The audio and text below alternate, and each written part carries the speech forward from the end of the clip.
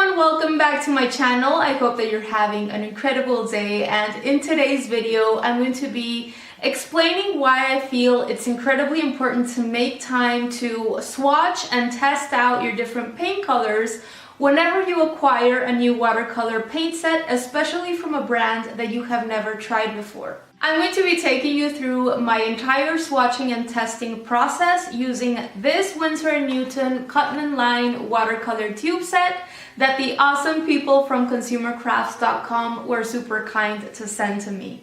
And at the end of the video, I'm going to share my opinion of this watercolor tube set with you. If this is your first time here at my channel, welcome. I am super happy that you're here. Consider subscribing because every single Friday I share a new video with art tips, drawing and painting tutorials, and encouragement for beginner and intermediate artists. And if you do subscribe, do not forget to click on that little notification bell so that YouTube can let you know whenever I publish a new video. Okay everyone, so give me a like if you like painting with watercolors as much as I do, and let's get into the swatching process. The watercolor set that we're going to be testing and swatching out today is Winsor and Newton's Cotman line 12-piece tube set. The colors that this particular tube set contains are cadmium yellow, cadmium red pale, alizarin crimson, ultramarine blue, cerulean blue, Prussian blue, viridian hue, yellow ochre, burnt sienna, burnt umber, ivory black, and Chinese white. And what I am going to be doing is I'm going to be testing out each of these colors individually in a variety of ways on both high quality 100% cotton Arches watercolor paper as well as on cheaper Canson watercolor paper. Both the Arches and Canson watercolor papers that I'm going to be using today are 140-pound cold press papers. And right off the bat, you're going to notice that the higher quality Arches paper has a lot more grain or tooth to it. And the Canson paper is a lot smoother. So it's going to be very interesting to see how these paints perform on each paper and the differences between the two at the end. Before getting started with the swatching, I just want to take a quick moment to explain why it is so important to make time to test out your paint colors, especially when it comes to watercolors, before actually trying to paint something with them. So watercolors are very different from other painting mediums. They are definitely tricky, there is a learning curve involved, and there are artists out there that even consider them to be the most difficult painting medium of all. So two of the reasons why this is because watercolors have a mind of their own. So the artist has to learn how to give up at least a certain level of control when painting with them. And also mistakes are nearly impossible to correct. Other painting mediums like acrylics and oils, all you would have to do is just cover up your mistake with another layer of paint, but you cannot do this with watercolors. So it's very useful and smart of you to invest a little bit more time in preparing so that you can have a little bit more experience with your paints and know a little bit more about how they're going to be reacting when you're actually painting with them. And this is going to be also very useful because it's going to save you frustration, and it's also going to avoid you wasting so many supplies. Not to mention, it's always super handy to have this reference swatch sheet whenever you are actually creating a painting later on. All this said, I don't think there's any right or wrong way to go about swatching paint. In time, and as you start discovering your own ways of working and what techniques you like best, you're going to be able to know which specific paint characteristics you would like to know more about so that you can test these out in the beginning. In other words, depending on whether you like to create looser paintings or tighter paintings, or what kind of subject you like to particularly paint, whether it's landscapes or portraits or still lifes or anything like that, you can make sure to include little tests within your swatching so that these swatches are more useful to you. So that all of these preliminary tests are more useful to your specific situation, because that is the whole point. So today I'm going to explain how I go about creating my initial preliminary tests and swatches for my new watercolor paint sets based on the paint characteristics that are important for me to know about. I'd like to encourage you to give some thought to which of the following paint characteristics that I'm going to be sharing could be important for you in your particular case, and also feel free to change and modify the way that you swatch things out and create tests depending on what you see fit. I usually like to test out 4 main things in my swatches, and these 4 things are the color's mass tone, its opacity, its staining qualities, and its level of dispersion. A color's mass tone is basically what the color looks like when it's straight out of the tube and at its fullest saturation. So when working with watercolors, I try to add as little water as possible in order to create my paint mixture to fill this initial mass tone rectangle out, so that my paint is as undiluted as possible and shows its color at full saturation.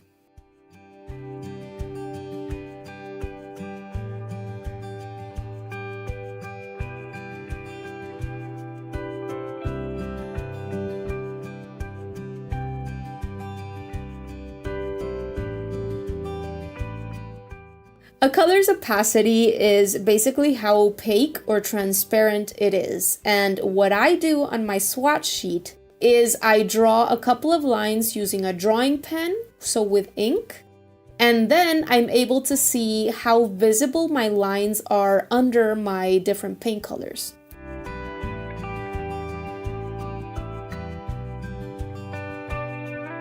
A color's staining quality basically refers to how difficult or easy it is to remove from the paper. And for me, this particular characteristic is one of the most important for my own way of working. So I am always interested in knowing whether a color allows for lifting and scrubbing. And I'm also super interested in knowing whether that particular color can be reactivated once the paint has dried. And with each and every single paint color that I swatch today, you're going to see that I am going to go back in with my towel to see how much color I can lift up.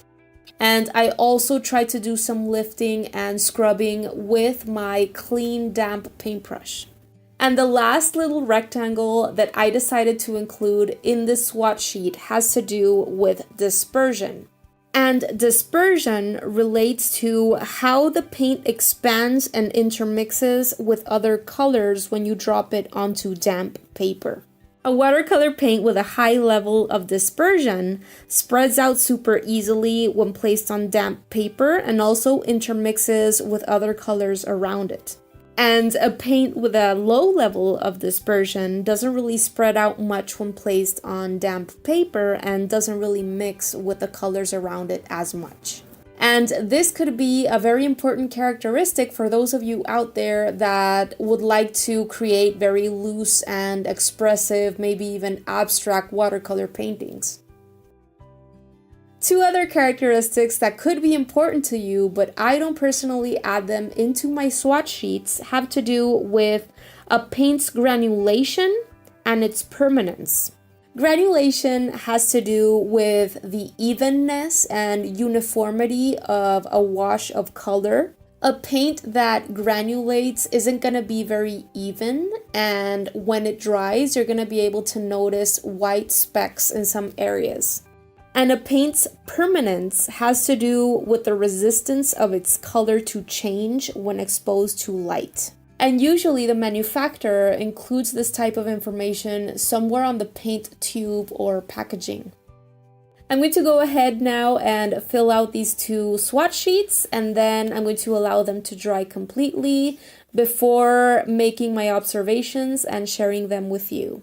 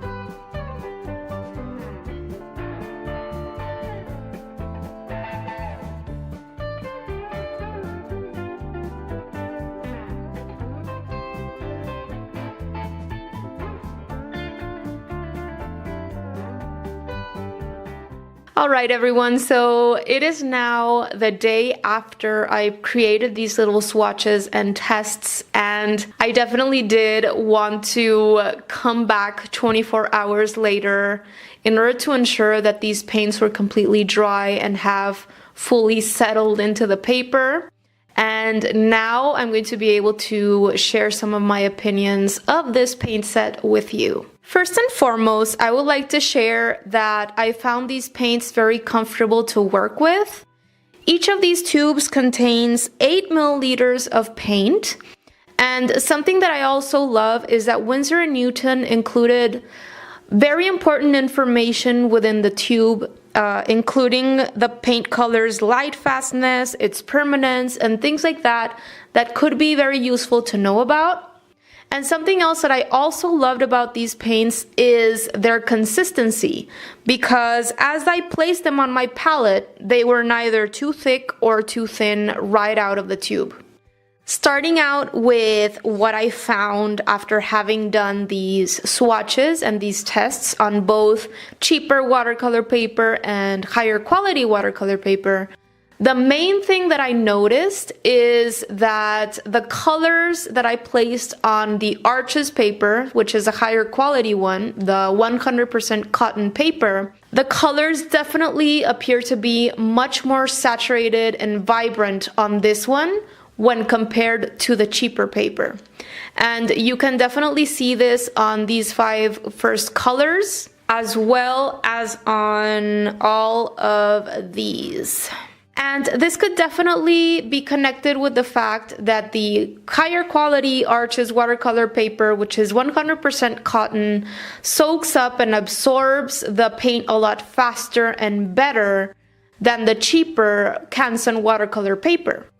Now, as I explained in the beginning of this video, both papers are 140-pound cold press watercolor papers. But you can see right away how much more textured the Arches paper is when compared to this one. So just by their textures alone, this is going to have a huge effect on how the paint looks like and what we're able to do with the paint afterwards. And you can definitely tell that some specific colors lifted a lot more easily from the Canson watercolor paper when compared to the Arches watercolor paper. I can definitely tell that some specific pigments lifted a lot more cleanly and easily from Canson paper than from Arches paper. However, there are others that were able to lift almost exactly the same. For example, this yellow lifted a lot more easily from the Canson paper than from the Arches paper. You can still see some yellow here, and over here I was able to lift it so much that you can see almost the full whiteness of the paper. Now, this cerulean blue right here, I was able to lift it completely and super easily from both papers. Let's have a look at the other colors. The ivory black, for sure, I was able to lift a lot more cleanly and easily from the Canson paper than from the Arches paper. While the burnt umber color, I was able to lift a lot better from the Arches than from the Canson.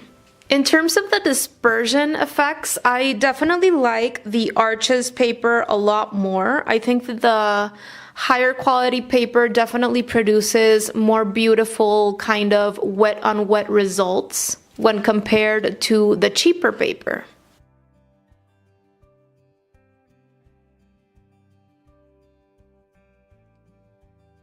I'm definitely able to see some granulation in some of these colors, especially in the blues and a little bit in the alizarin crimson. The burnt sienna as well, you can see some granulation there, and a little bit in the viridian. And finally, I'm just gonna go over each of the 12 colors very fast.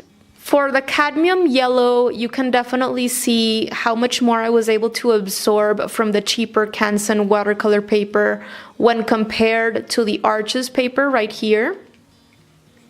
And it's always very interesting for me to notice which specific colors allow for this amount of lifting. The cadmium red pale hue is also a color that I use a lot myself. I really love warm reds like this. This is an orangey red tone. And you can definitely see the difference in terms of the vibrancy of this specific pigment when you compare the cheaper watercolor paper to the higher quality paper. This specific pigment, I was able to lift it from both papers almost exactly the same, to the point that you can really see the whiteness of the paper underneath almost entirely.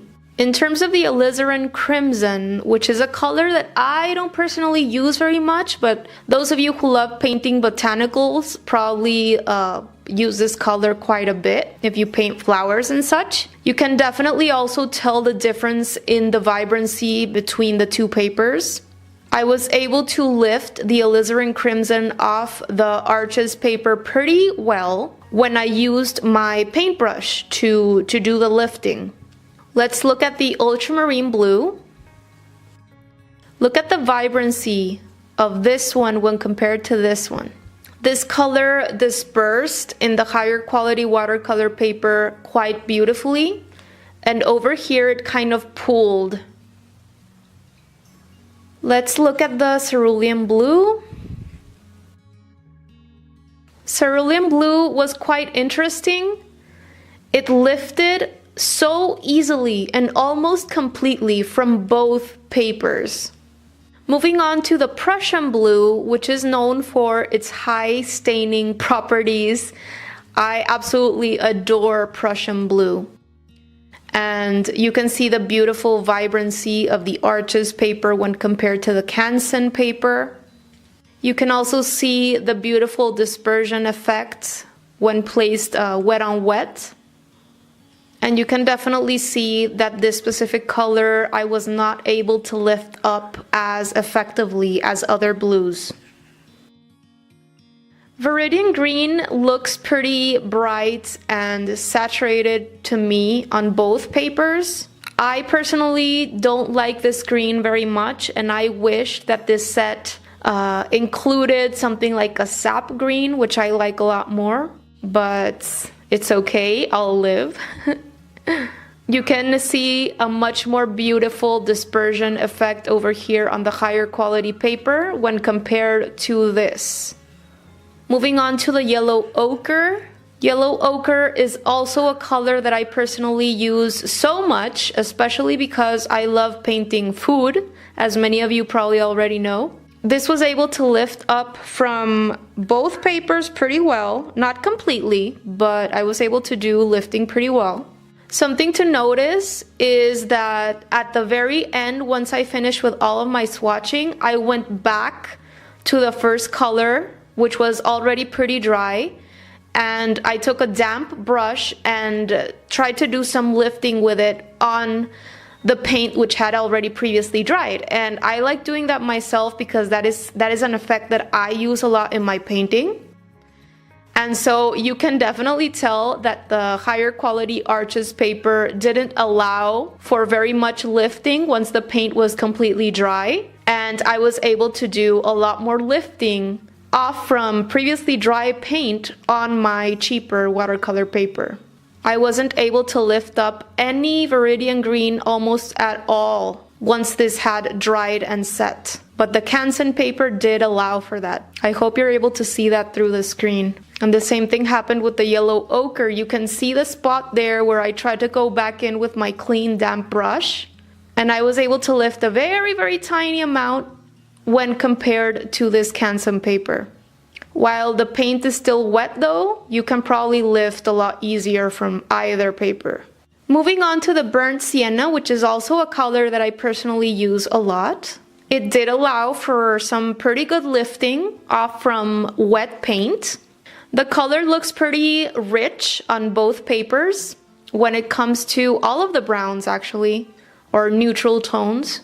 But as you can tell, again, I was able to lift only a very, very tiny amount off from the higher quality watercolor paper once this color was already dry, when compared to this one. So all in all, I think the cheaper watercolor paper allows for better lifting and scrubbing once the paint has already dried, if that is something that you personally like to do, because that is something that I do quite a bit. The burnt umber to me looks pretty rich and saturated on both high quality paper and lower quality paper. Something interesting in the burnt umber is that I was able to lift while the paint was still wet. I was able to do pretty good lifting off from the higher quality paper and not so much from the lower quality paper. So all of this just goes to tell you how much of a difference there is between pigment to pigment. This is something that hadn't happened with any of the other pigments before, so it's interesting to see. But in terms of the saturation and richness of the color, both of them look pretty good to me. The dispersion, again, the pigment acted a lot more beautifully on the higher quality paper than on the lower quality paper. And finally, for the last two, I have to say that personally, and especially after this beautiful rich burnt umber, I thought that the ivory black was going to be a lot darker and a lot richer, but it actually wasn't as I had expected it to be. I have seen a lot richer blacks from other paint sets. However, this isn't a deterrent for me because I rarely use black or white at all when it comes to painting with watercolors. You can tell that I was able to lift it pretty well from the cheaper watercolor paper when compared to the higher quality watercolor paper.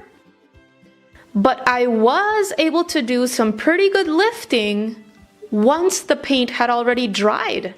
In terms of the Chinese white, which is a color that I rarely use because I usually try to protect my white areas so that I don't have to use any white at all. It's very difficult to tell how it acted. You can definitely see that it did cover up the lines a bit on both papers actually. So there is a bit of a chalky, opaque effect to it. All in all, I have to say that I am pretty happy with what these watercolor paints are looking like, and I am very excited to test them out on an actual landscape watercolor painting, which I'm going to be doing next week. So do stay tuned for that if you are interested in seeing these paints in action. I would highly recommend this paint set for watercolor artists out there that are starting out with their watercolor journey. They go for around $26, $27 at the Consumer Crafts website.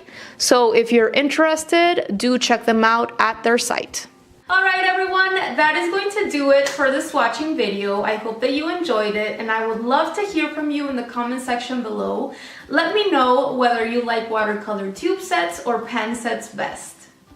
Thank you so much for watching this video and visiting my channel today. I really do appreciate it. I would love a like so that YouTube can get my channel in front of more people and more people can get to know about my content.